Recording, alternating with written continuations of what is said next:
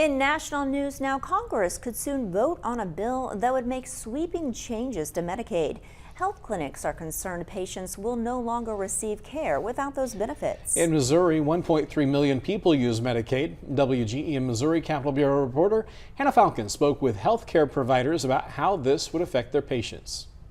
Will Franklin says many of his patients at KC Care Health Center work multiple jobs just to get by. We're not just providing care, we're helping to help people move out of poverty.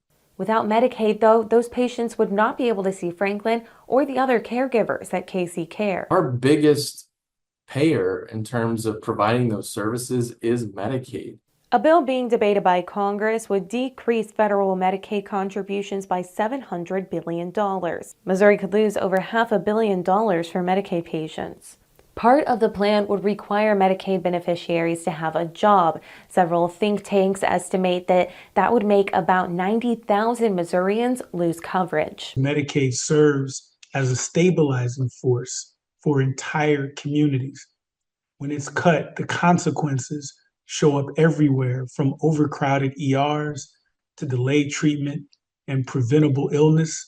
Congressman Wesley Bell tells me a Missouri delegation of Republicans and Democrats have been discussing possible impacts of Medicaid cuts. I can't read their thoughts, but I'm encouraged by the comments that I've heard that they don't want to see anything happen to Medicaid. Missouri's lawmakers from both parties have spoken out against cuts. Just last week, Senator Josh Hawley went on record saying he wants to protect Medicaid for working families. And earlier this year, he said he won't vote for anything that cuts Medicaid.